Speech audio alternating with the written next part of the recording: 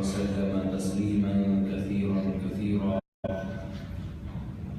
أما بعد فأعوذ بالله من الشيطان الرجيم. بسم الله الرحمن الرحيم. يا أيها الذين آمنوا ادخلوا في السلم كافة ولا تتبعوا خطوات الشيطان إنه لكم عدو مبين.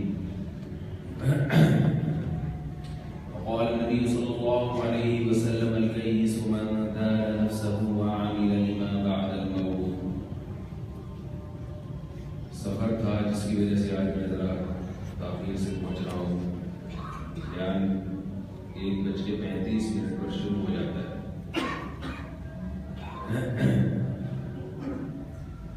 یہ جو میں نے قرآن مجید کی آیات پڑھی ہیں، یا ایھا الذین آمنوا ادخلوا فی السلم کافۃ،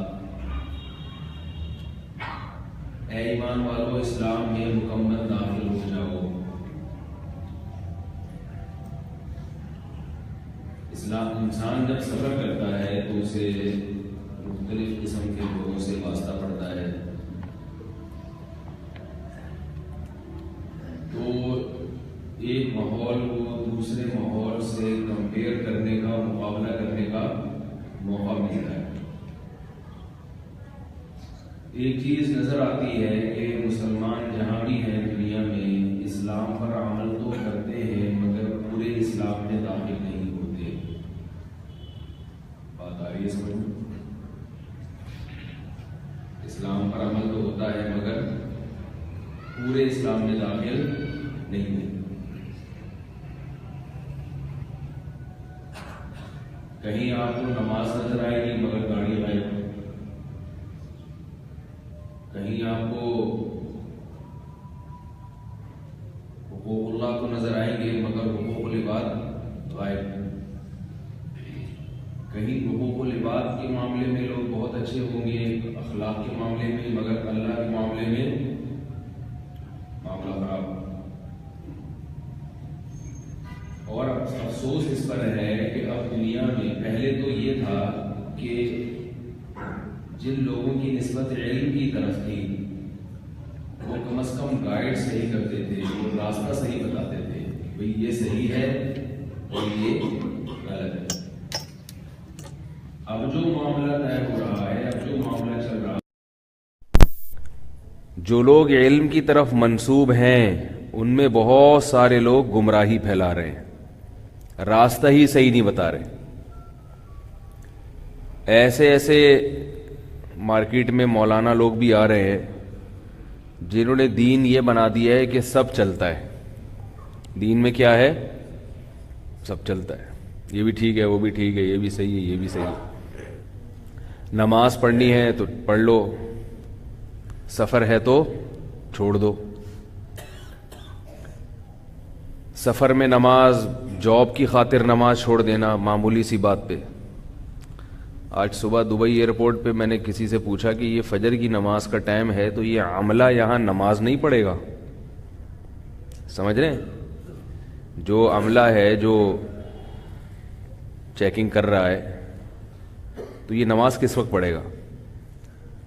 تو کسی نے بتایا کہ بھائی نماز پڑھنے پر گورنمنٹ کی طرف سے پابندی ہے. خیر یہ خبر غلط ہے، بعد میں پتہ چلا کہ ایسا نہیں ہے. لیکن عملے کے عمل سے لگ یہی رہا تھا کہ نماز نہیں پڑھتے. پابندی نہیں ہے گورنمنٹ کی طرف سے، وہاں الاؤ ہے نماز جب چاہیں آپ پڑھیں، لیکن پڑھتا کوئی نہیں ہے کیونکہ وہ کہہ رہے ہیں کام کا ٹائم ہے. ابھی کس کا ٹائم ہے؟ کام کا ٹائم ہے. رش ہے، لوگوں کو جہاز میں بٹھانا ہے. اگر ہم نماز پڑھیں گے تو لوگوں پبلک کو جہاز میں کون بٹھائے گا؟ اور جدہ ایئرپورٹ پہ اتنے پکے نمازی ہیں کہ نماز میں ابھی آدھا گھنٹہ باقی ہے تو بھی پبلک کو چھوڑ کے کہاں چلے جائیں گے؟ بولو بھائی، نماز پڑھنے جا رہے ہیں. وہ جو حاجی اور عمرہ کرنے والوں کی اتنی لمبی 1 کلومیٹر کی لائن لگی ہوئی ہے، تو آدھا گھنٹہ پہلے کہاں چلے جائیں گے؟ ایک اتنے پکے نمازی کہ آدھا گھنٹہ پہلے نماز پڑھنے جا رہے ہیں، اور دوسرے ماشاءاللہ ایسے کہ نماز ہی نہیں پڑھ رہے.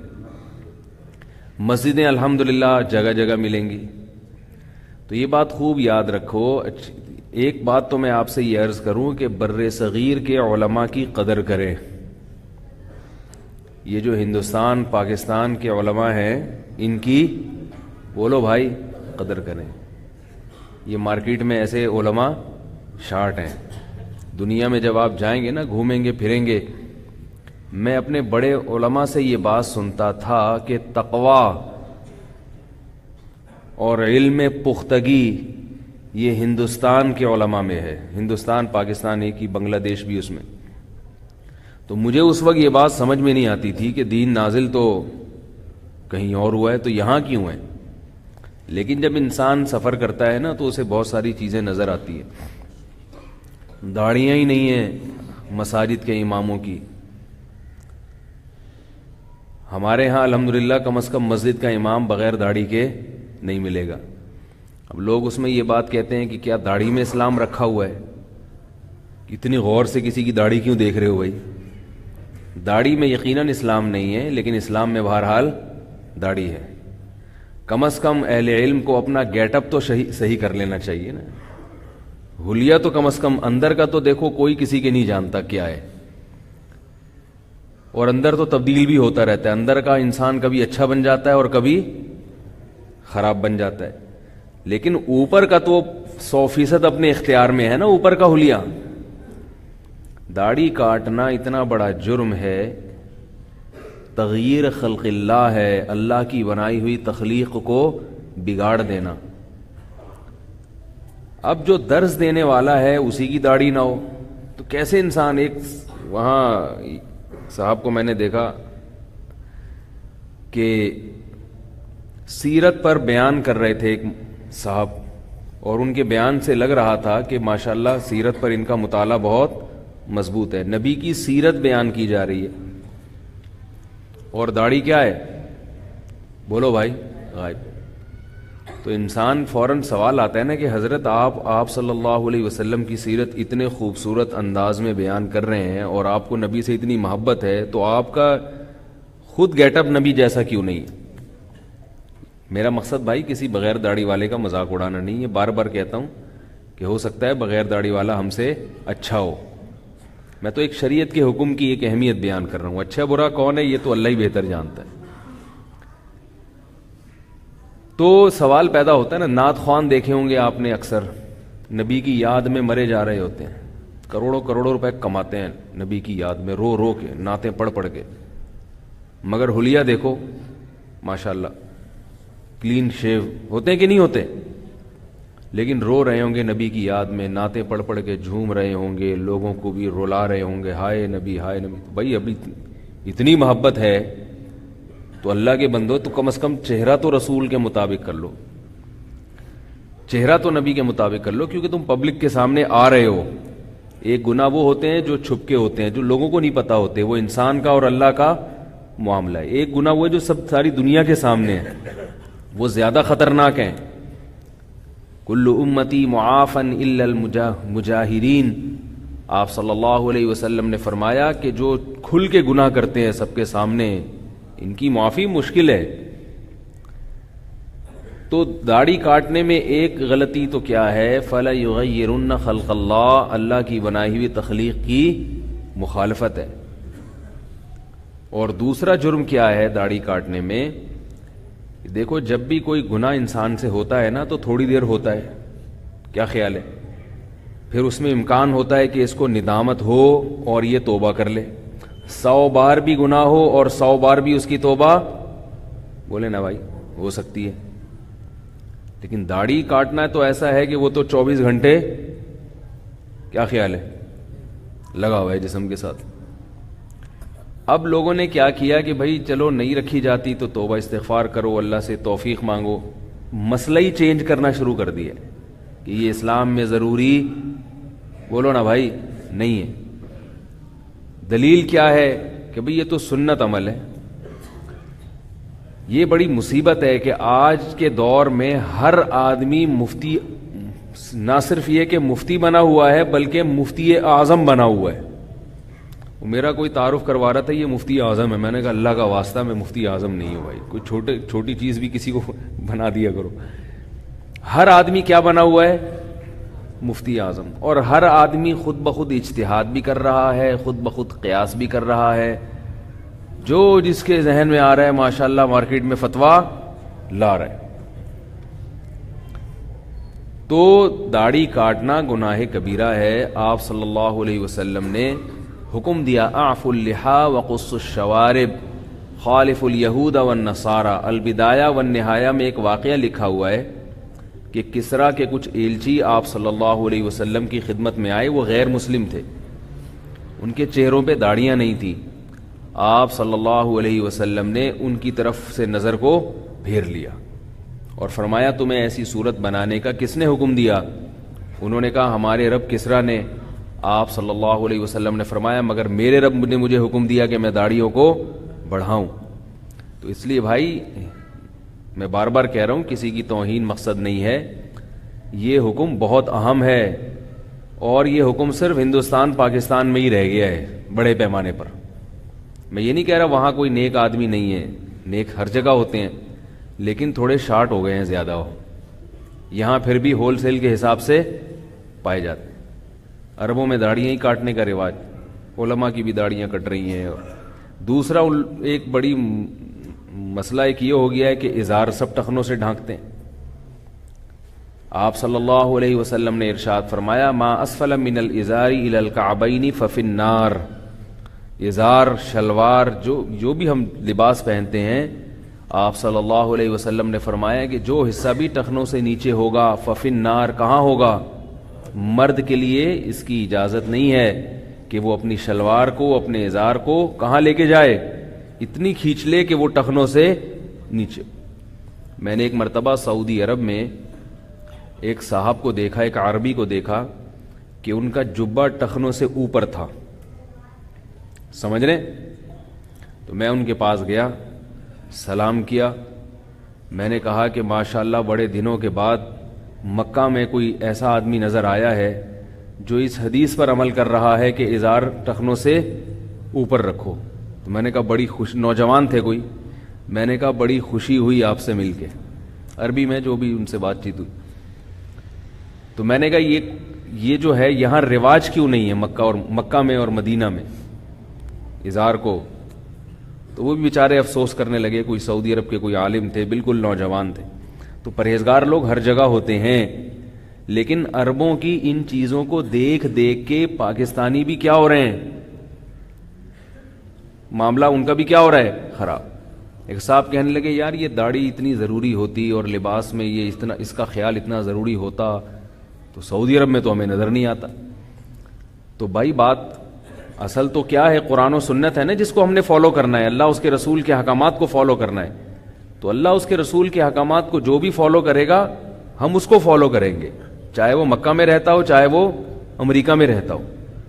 اور اگر کوئی اللہ اس کے رسول کے کسی حکم کو فالو نہیں کر رہا تو چاہے وہ مکہ میں رہے چاہے وہ امریکہ میں رہے, ہم نے اس کو فالو بولو نا بھائی نہیں کرنا. تو اپنے لباس کو بھی درست کرنے کی کوشش کریں. آج کل ایک نیا فتویٰ بھی مارکیٹ میں آیا ہوا ہے کہ پینٹ کو فولڈ نہیں کرنا. سمجھ میں آ رہی ہے بات؟ شلوار کو موڑنا نہیں ہے. نہیں سنا میرا خیال ہے آپ لوگوں نے یہ فتویٰ کہ بھئی موڑنا نہیں ہے شلوار کو. اب وہ کیا ہو رہا ہے کہ ان کی شلواریں ٹخنوں سے نیچے ہیں اور امام اسی حالت میں نماز پڑھاتا ہے. صحیح حدیث ہے آپ صلی اللہ علیہ وسلم کی, ان اللہ لا يقبل صلاة رجل مسبل ازارہ. آپ صلی اللہ علیہ وسلم نے فرمایا اللہ اس شخص کی نماز قبول نہیں کرتے جو اپنے ازار کو, صحیح حدیث ہے بالکل, ٹخنوں سے نیچے لٹکاتے. کتنی واضح حدیث ہے.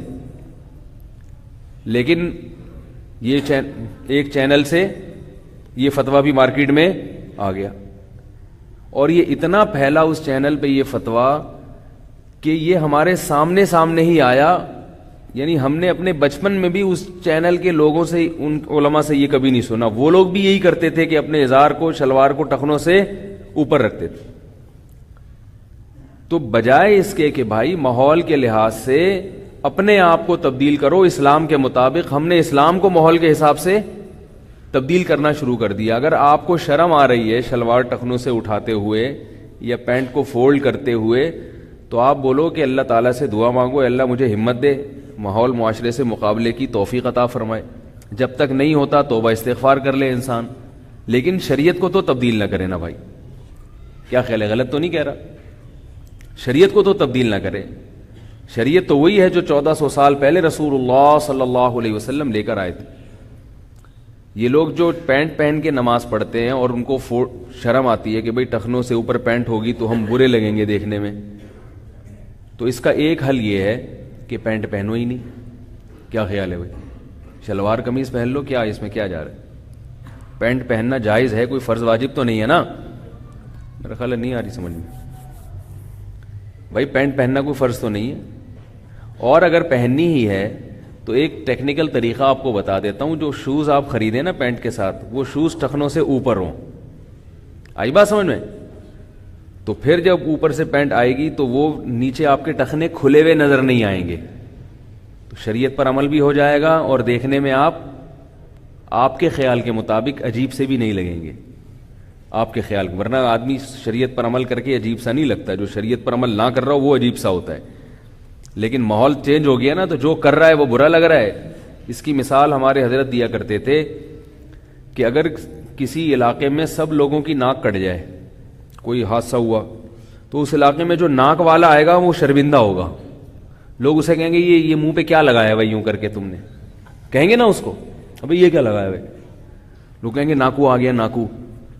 تو وہ بیوقوف اس کو چاہیے کہ وہ لوگوں کو کہے بھائی تم لوگوں کی ناک کٹی ہوئی ہے، تم ناکیں لگواؤ.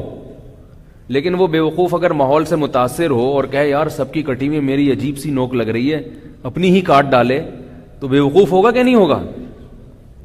عورت کو حکم دیا ہے کہ وہ اپنی چادر کو، اپنی شلوار کو زمین تک گھسیٹے. آپ صلی اللہ علیہ وسلم نے تو یہاں تک ترغیب دی کہ عورت جو برقع پہنے، چادر پہنے، تو وہ ایک بالش زمین سے گھسٹتی بھی جائے. واجب نہیں ہے مگر سنت ہے. عرب عورتوں میں یہ چیز ہے، عرب لوگ اپنی خواتین کو ایسا پردہ کراتے ہیں، یہ خوبی ہے ان کے اندر کہ ان کی عورتوں کے برقعے زمین تک، جو پردے دار ہیں ان میں جو دیندار ہیں.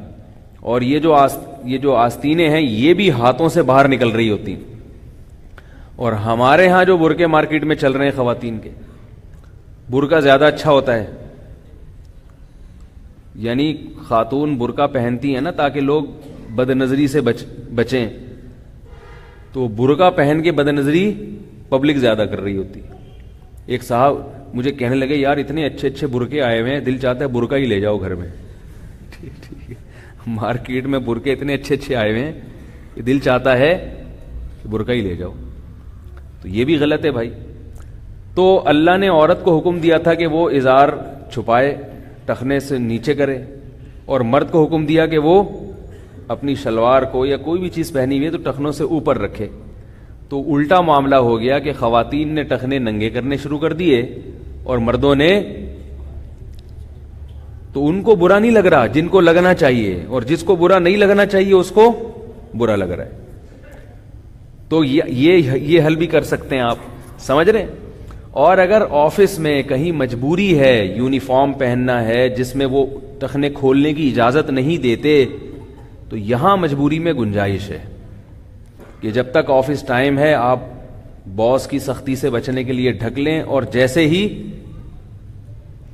آپ کا آفس ٹائم ختم ہوتا ہے تو وہ فوراً آپ فولڈ کر کے اوپر کر لیں.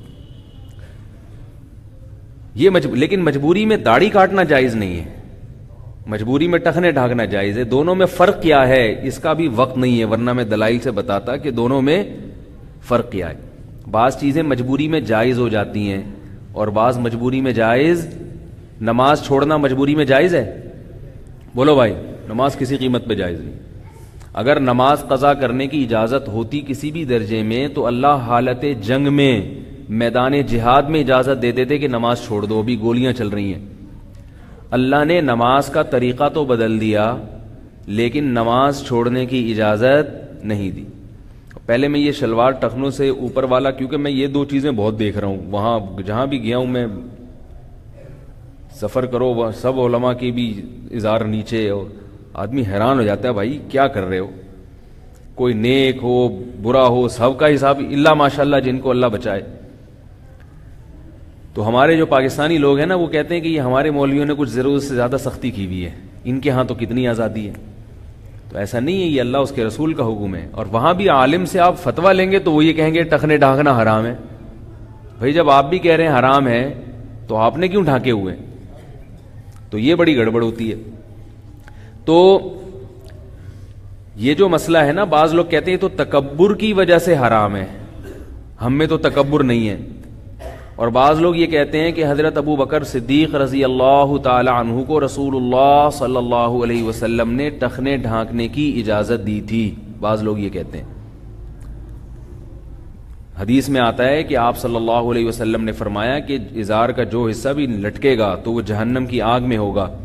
تو حضرت ابو بکر نے ارشاد فرمایا کہ یا رسول اللہ، میں جو ہے نا کوشش کرتا ہوں اوپر رکھنے کی، مگر پھر بھی بے خیالی میں نیچے چلے جاتا ہے.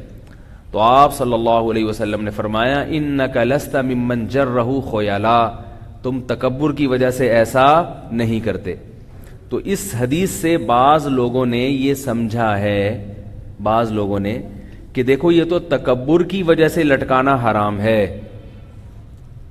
حضرت ابو بکر میں چونکہ تکبر نہیں تھا تو نبی نے اجازت دے دی کہ نیچے لٹکا لو، تو ہم میں بھی تکبر نہیں ہے لہذا ہمیں بھی لٹکانے کی اجازت ہے.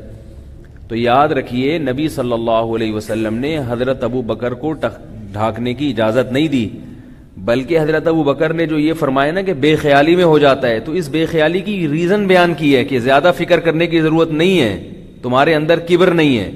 باقی حضرت ابو بکر بھی ٹخنے کھولا ہی کرتے تھے. اگر اجازت ہوتی تو سب سے پہلے نبی خود عمل کرتے اس پر، کیونکہ آپ صلی اللہ علیہ وسلم میں بہرحال تکبر نہیں تھا. آپ صلی اللہ علیہ وسلم نے کبھی اپنے ٹخنے نہیں ڈھانکے ہیں.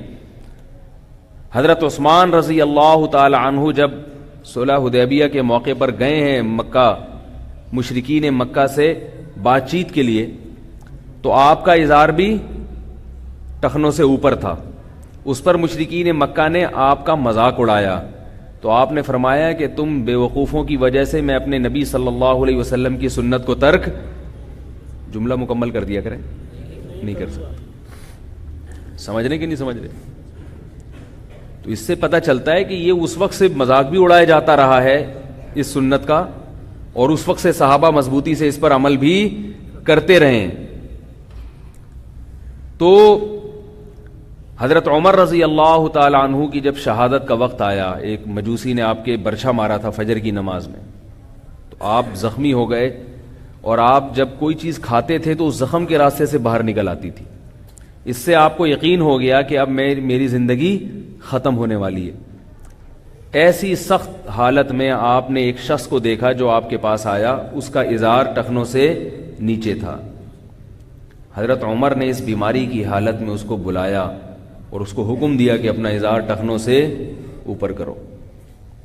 اور حضرت عمر یہ بھی کیا کرتے تھے کہ جس کا ازار دیکھتے ٹخنوں سے نیچے ہے کوڑا مارتے تھے اس کے. مشکل ہو رہا ہے سر سمجھ. کیا کرتے تھے؟ اگر حضرت عمر ہمارے دور میں ہوتے تو ہمارے تو ٹخنے ہی غائب ہو چکے ہوتے. تو اللہ کے بندو، جب اللہ اس کے رسول نے ایک چیز کا حکم دے دیا تو مان لو. کیا جا رہا ہے اس میں؟ مان لیں کیا جا رہا ہے اس میں؟ شادی بیاہ کے موقع پہ شرم آتی ہے دولہا کو، دولہا کی شادی ہو رہی، اس کو شرم آ رہی ہے کہ میں ٹخنے جو ہے نا وہ اس موقع پر. بعض لوگ کیا کرتے ہیں شادی کے موقع پر داڑھی کیا کر لیتے ہیں؟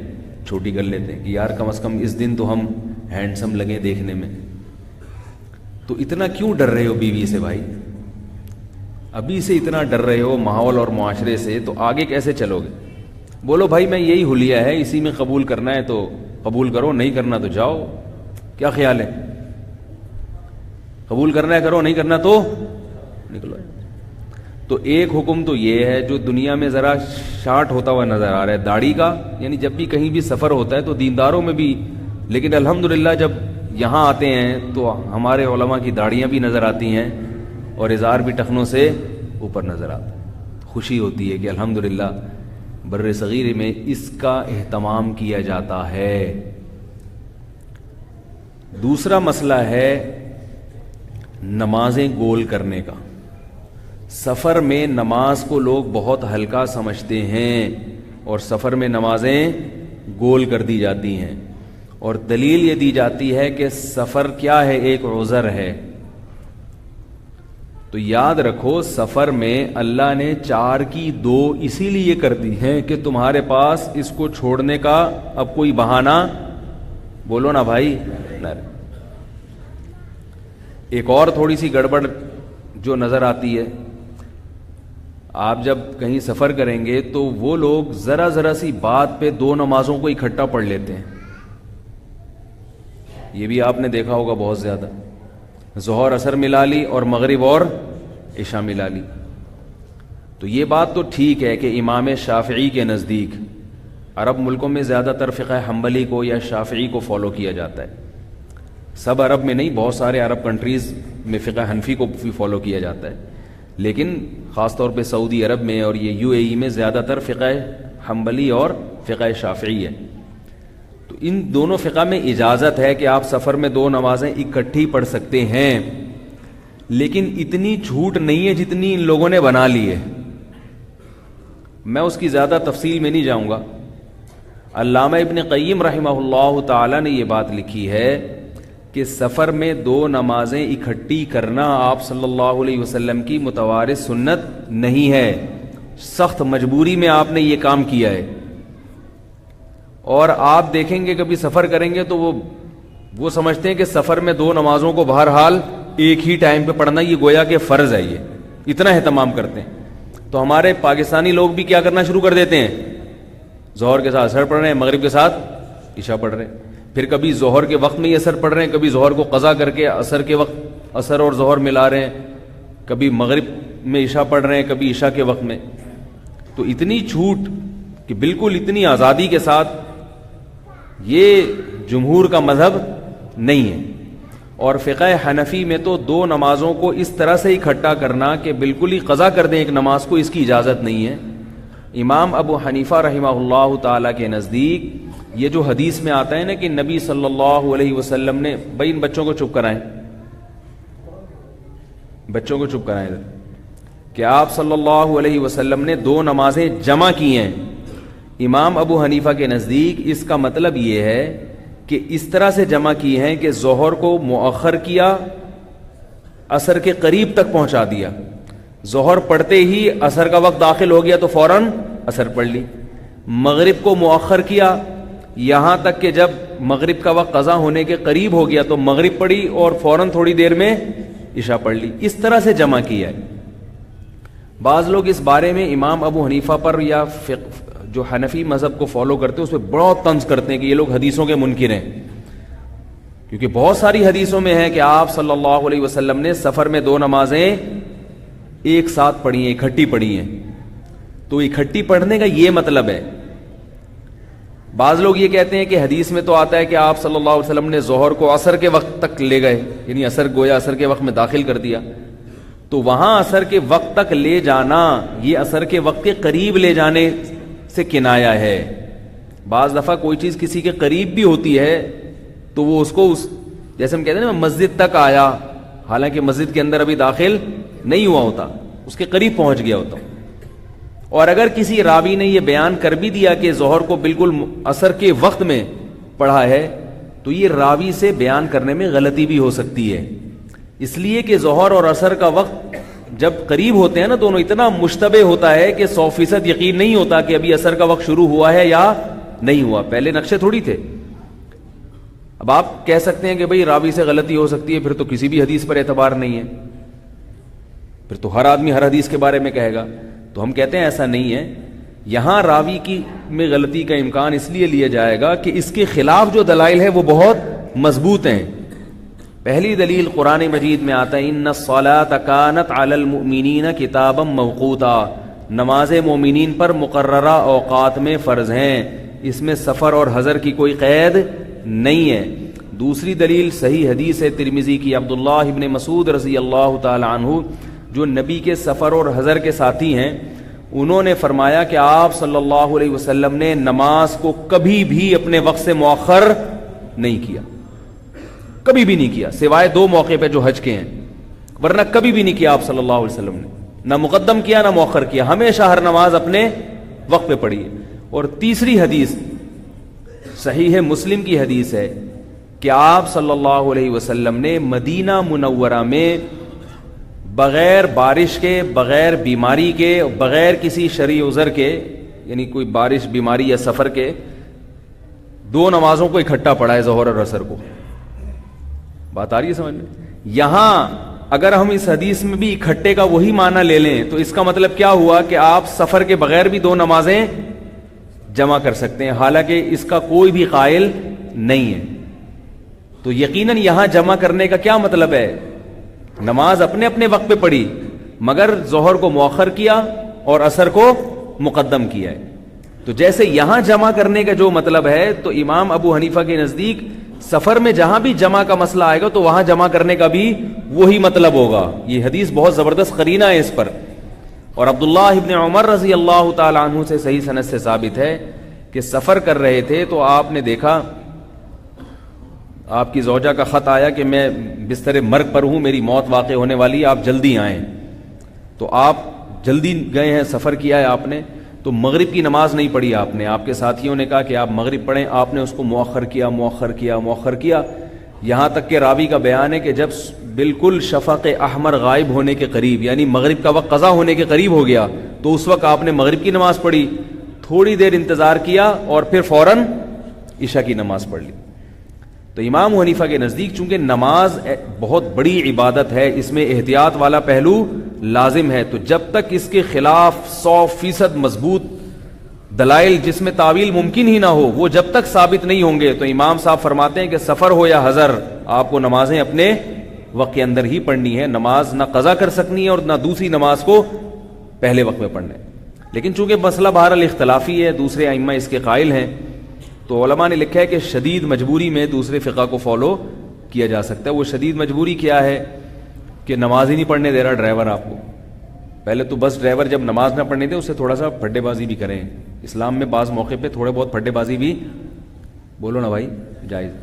اگر آپ کو قضاء حاجت کا تقاضا ہو اور پھر آپ اس سے لڑتے ہو یا نہیں لڑتے؟ ڈرائیور سے، پائلٹ سے تو نہیں لڑ سکتے، وہ تو ٹھیک ہے نا، ٹھیک ہے نا. پی آئی اے کے واش روم میں پانی بھی ختم ہو جاتا ہے. پی آئی اے کے واش روم میں، ابھی میں پچھلی دفعہ آ رہا تھا پی آئی اے سے، تو وہ جو ہے نا وہ واش روم کے باہر بوتل لے کے گلاس لے کے کھڑے ہوئے ہیں. جو بھی واش روم میں جا رہا ہے پانی ڈال کے دیا گلاس میں، جی جائیے. تو یہ حال ہے، اندازہ لگاؤ آپ. تو اگر کسی کو تقاضا ہو تو ڈرائیور سے لڑتے ہیں نا کہ بھائی مجھے پیشاب آ رہا ہے، روکو گاڑی روکو گاڑی روکو گاڑی. اس وقت کوئی یہ نہیں کہتا بس چپ کر کے بیٹھ جاؤ.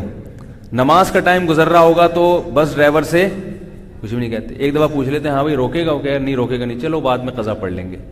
ایسا نہیں ہے بھائی، نماز کے معاملے کو ہلکا نہیں سمجھے.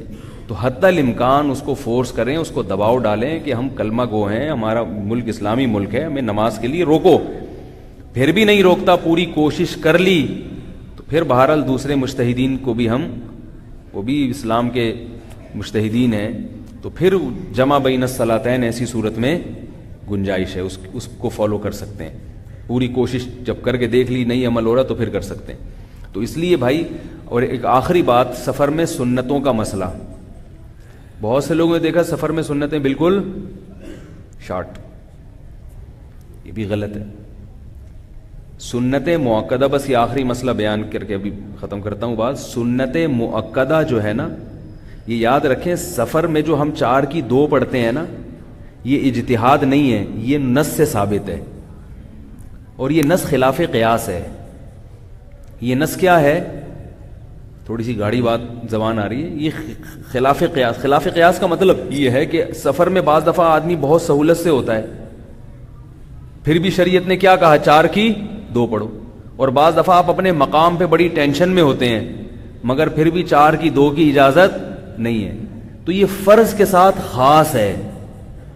سنت مؤکدہ کا تعلق سفر سے ہے ہی نہیں.